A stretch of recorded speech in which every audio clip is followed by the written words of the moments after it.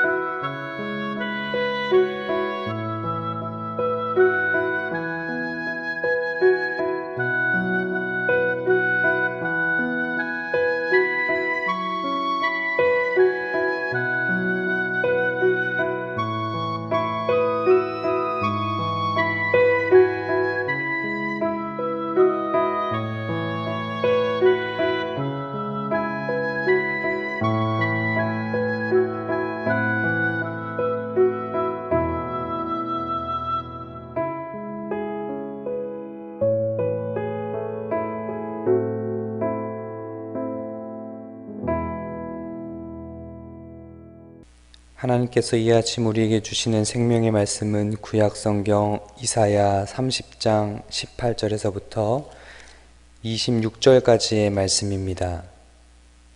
제가 받들어 읽겠습니다.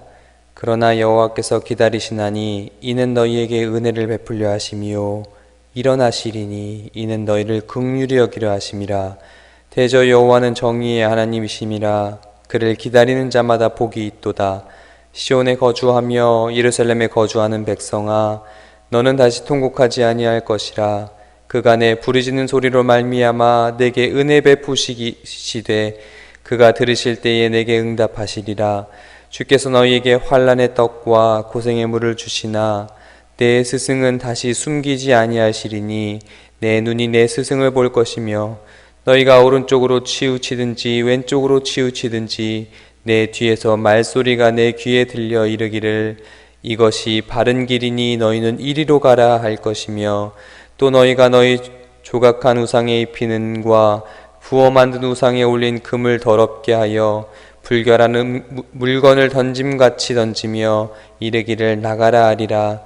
내가 땅에 뿌린 종자에 주께서 비를 주사 땅이 먹을 것을 내며 곡식이 풍성하고 기름지게 하실 것이며 그날에 내 가축이 광활한 목장에서 먹을 것이요 밭 가는 소와 어린 나귀도 키와 쇠스랑을 까부르고 맛있게 한 먹이를 먹을 것이며 크게 사륙하는 날 망대가 무너질 때에 고산마다 줄령마다 그 위에 개울과 시냇물이 흐를 것이며 여호와께서 자기 백성의 상처를 싸매시며 그들의 맞은 자리를 고치시는 날에는 달빛은 햇빛 같겠고 햇빛은 7배가 되어 7날의 빛과 같으리라.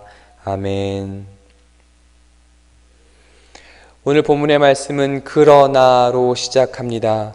그러나라는 것은 다음에 나오는 하나님의 말씀 여호와께서 기다리시나니, 이 문장이 바로 앞선 문장과 연결되어 있다는 말이지요. 앞선 30장 1절에서 7절까지는 불안한 마음에 여호와의 구원을 기다리지 않고 애굽의 그늘 아래로 피하려고 했던 이스라엘 백성들을 향한 책망이 기록되어져 있습니다. 그들이 피하고자 했던 애굽의 그늘은 이스라엘 백성들을 보호하지 못할 것이고 오히려 그들에게 수치와 수욕이 될 것이라고 경고하고 있습니다. 또 이어 8절에서부터 17절까지의 말씀은 애굽과 동맹을 체결하려고 한 패역한 백성 남유다를 향한 하나님의 심판의 말씀이 선포되어져 있습니다. 그런데 그들을 향하여 오늘 본문에서는요, 뭐라고 말씀하시냐면, 그러나 그런 패역한 백성들을 여호와께서 기다리시나니, 그들의 불신앙에도 불구하고 패역한 모습에도 불구하고 이스라엘 백성들이 돌아올 때까지 그들을 기다리신다라고 오늘 본문은 우리에게 말씀하여 주고 있습니다. 그런데 그런 그들을 왜 기다리시냐면, 이어지는 본문 18절의 말씀에 은혜를 베풀려 하심이요, 하나님께서 은혜를 베풀려 하시기에 은혜를 베푸시고자 그들을 기다린다고 말씀하고 있습니다. 하나님께서는 패역하지만 그의 백성된 이스라엘 백성에게 은혜를 베푸시고자 그들을 기다리신다고 성경은 증거하고 있지요. 성경에 보면 기다리는 아버지 하면 떠오르는 본문의 말씀이 있습니다. 예수님께서 바리새인들과 서기관들에게 비유로 말씀하신 누가복음 15장 11절에서부터 32절 탕자의 비유가 떠오르지요. 한 아버지에게 두 아들이 있었습니다. 그런데 그 둘째가 어느 날 와서 말하기를, 아버지가 돌아가시면 제게 돌아올 분깃, 그것을 내게 좀 미리 주십시오. 아버지가 아직 살아계신 때에 아버지가 돌아가신 후에 나에게 돌아올 몫을 미리 주십시오, 얘기하고 있는 겁니다. 아주 패역한 녀석이죠. 그런데 패역한 둘째 아들 녀석에게 그런 아버지는요, 내어줍니다. 그리고 그 아들은 받은 분깃을 며칠이 안 되어서 싹 정리해서 집을 나가 먼 나라로 가게 되지요. 먼 나라라고 하는 것은요, 아무도 간섭하지 않는 곳, 즉 자기 마음대로 하기 위해서 먼 곳으로 떠나는 것을 이야기합니다. 그리고 거기서 자기 마음대로 허랑방탕하게 살게 되지요. 그리고 얼마 되지 않아 곧 가진 재물, 아버지께 받은 그 모든 것을 다 허비하게 됩니다. 마침 그때 큰 흉년이 찾아와 인심 또한 각박하게 되자 그는 먹고 살기 위해 한 사람에게 붙어서 들에서 돼지를 치며 살게 됩니다. 어느 날에는요, 그 돼지가 먹는 쥐엄나무 열매를 먹다가 배를 채우던 그날에 갑작스레 아버지가 떠오르게 됐죠. 그 집에서 일하는 품꾼들조차 양식이 풍족한 사람들이 많은데 그곳으로 돌아갈까? 그런데 돌이켜 생각해 보니까 자기가 저질렀던 잘못들이 쭉 생각이 납니다. 하늘과 아버지께 죄를 지었사오니 내가 아들이라 불리지 못하고 일꾼의 하나로 불리더라도 나는 거기로 가야겠다. 그리고는 아버지가 계시는 집으로 돌아가지요. 집이 저 멀리 보일 때에 아버지는요, 기다렸다는 듯이 버선발로 뛰쳐나와서 그 아들, 패역한 아들을 달려나와 안아주시며 제일 좋은 옷과 손에 가락지를 껴주시고 발에 신발을 신기며 환대하시죠. 그리고 가장 좋은 송아지를 잡아서 잔치를 벌이게 됩니다. 아들을 기다렸던 아버지의 마음이 담긴 주님의 비유의 말씀이죠. 다시 본문으로 돌아오면 패역한 이스라엘 백성이지만 하나님 앞에서 죄를 지은 그들이지만 다시 돌아오면 두 팔로 꼭 안아주시고 그 은혜의 잔치를 베풀어 주시기를 원하시는 여호와 하나님, 그 하나님이 기록되어져 있습니다. 여기서 은혜를 베푼다는 단어는요, 문자 그대로 해석하면 신분이 높은 자가 신분이 낮은 자에게 사랑을 베풀기 위해서 몸을 굽히는 행위를 의미합니다. 즉 하나님의 사랑을 받을 만한 가치가 전혀 없는 자들에게 과분하게 베푸신 하나님의 은총을 표현하고 있는 단어이지요. 이러한 과분한 은총을 베풀어 주시기 위해서 하나님은 기다리신다라고 본문은 증거하고 있습니다. 다시 돌아오기를 기다리시는 여호와 하나님 아버지의 마음을 오늘 본문에서는 고스란히 우리들에게 말씀하고 있지요. 계속 이어지는 18절 중반에 일어나시리니, 일어난다는 표현은요, 스스로 높이다라는 의미를 가지고 있습니다. 하나님께서 자신을 스스로 높이신다는 것은요, 그를 신으로 인정하지 않는 주변 이방 민족들에게 징벌과 심판을 통하여 여호와 하나님이 참신이라는 사실을 인정케 하신다는 의미를 가지고 있습니다. 다시 말하자면 이방 민족들을 심판하신다는 의미를 포함하고 있는 단어이지요. 그런데 왜 일어나시냐면 그들을 긍휼히 여기시라고, 그들을 긍휼히 여기시려고 라고 본문에서 표현하고 있습니다.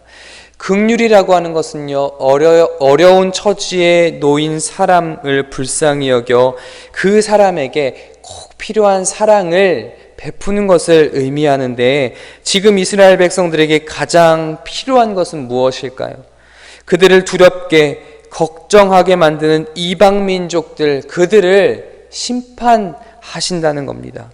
이방 나라들 가운데 그 이스라엘 백성들을 건지신다라는 거죠. 돌아오기만 하면 은혜를 베풀어 주시고 긍휼히 여기시는 하나님께서 기다리고 계시다라고 오늘 본문은 다시 한번 우리에게 말씀하여 주고 있습니다. 그래서요, 세례요한과 예수님께서는요, 하나님의 나라를 전파하실 때 뭐라고 외쳤냐면 회개하라, 천국이, 하나님의 나라가 가까이 왔느니라. 회개하라, 돌아와라 라고 선포하고 있지요. 18절 마지막에 보시면 정의의 하나님, 그를 기다리는 자마다 복이 있도다. 결국 하나님은요, 하나님을 기다리는 복된 자가 되기를 원하시고 계시는 것이죠.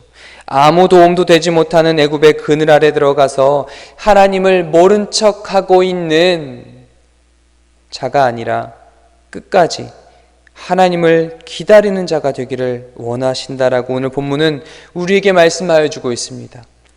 19절에 표현하기를 시온에 거주하며 예루살렘에 거주하는 백성, 문자적으로는 위기 가운데 도움을 청하러 애굽에 내려가지 않고 예루살렘이 공격을 받아 함락당할 위기에 놓여 있을지라도 끝내 그곳을 지키실 여호와를 굳게 믿고 거기서 기다리는 백성들.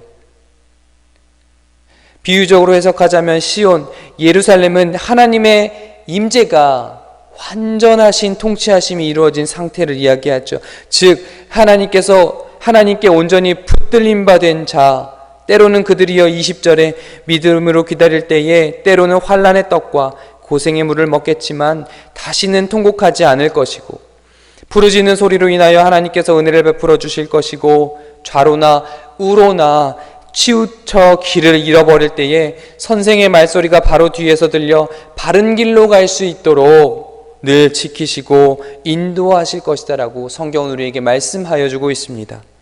그 약속을 믿고 신실하신 하나님을 신뢰하고 믿음으로 나아가는 자, 즉 돌아온 자, 기다리는 자, 믿음으로 결단한 자는 22절에 보시면 조각한 우상에 입힌 은, 부어 만든 우상에 올린 금, 하나님 외에 다른 헛된 우상들을 다 내어버리게 될 것인데, 그런 기다린 자들에게 오늘 주시는 회복과 축복의 약속의 말씀이 여기 있습니다. 23절에서부터 26절, 땅에 종자를 심으면 하나님께서 비를 주사, 즉 하나님께서 은혜를 베풀어 주시사 땅이 먹을 것을 낼 것이고 곡식이 풍성하고 기름지게 가축이 광활한 목장에서 먹을 것이며 추수가 끝난 이후에도 농사 지는데 고생을 많이 한 가축들에게 소금으로 조미한 여물을 주는 특별한 부분까지도 정성스럽게 정성을 쏟을 수 있는 마음의 여유,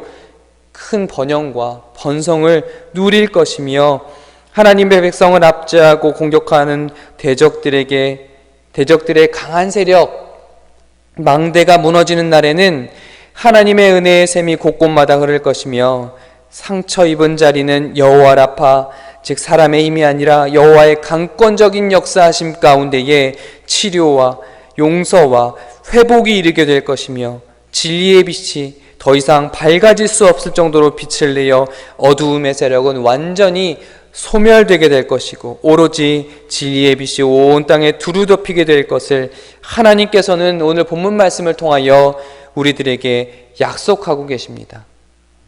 여러분이 약속의 말씀이요 당시 이스라엘 백성들에게만 국한된 것이 아니라 여전히 오늘 믿음을 가지고 살아가는 우리들에게도 약속되어져 있습니다. 모두가 함께 참 어려운 시기를 보내고 있는 지금 하나님을 믿는 성도들에게 하나님께서 원하시는 것, 가장 큰 힘을 가진 것처럼 보이는 애굽이 아니라 가장 좋은 것처럼 보이는 은을 입힌 우상이 아니라 가장 값어치 있어 보이는 부어 만들어 금을 올린 우상이 아니라 만군의 여호와 하나님, 전능하신 하나님, 여전히 그 가운데 하나님께로 그 마음을 돌이켜 다시 하나님을 붙들고 그의 약속의 말씀 안에서 소망을 품고 기다리는 자가 되기를 원하고 계시지요. 그 하나님을 기다리는 자, 그에게 돌아온 자가 되어 끝까지 믿음 잃지 않고 남겨진 자 되어 오늘 약속된 기다린 자마다 누리게 되는 복을 누려가는 저와 여러분들 한날의 삶이 되어지기를 축원합니다.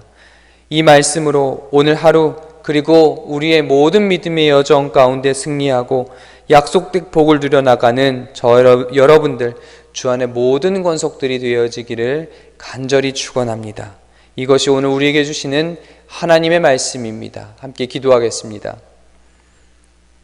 하나님 아버지, 모두가 몸도 마음도 참 힘든 시기를 보내고 있지만 오늘 주신 약속의 말씀에 의지하여 다시 한번 소망을 품게 하여 주시옵소서.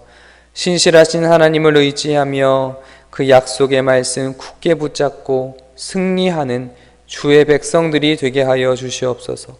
각자에게 맡겨진 삶의 자리 가운데에 또 믿음의 여정 가운데에 그 생각과 마음이 흔들리지 않도록 성령님께서 지키시고 보호하여 주시옵소서.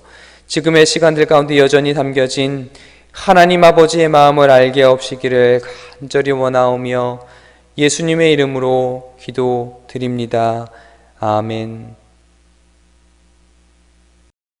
하늘에 계신 우리 아버지, 아버지의 이름을 거룩하게 하시며 아버지의 나라가 오게 하시며 아버지의 뜻이 하늘에서와 같이 땅에서도 이루어지게 하소서. 오늘 우리에게 일용할 양식을 주시고 우리가 우리에게 잘못한 사람을 용서하여 준 것 같이 우리 죄를 용서하여 주시고 우리를 시험에 빠지지 않게 하시고 악에서 구하소서. 나라와 권능과 영광이 영원히 아버지의 것입니다. 아멘.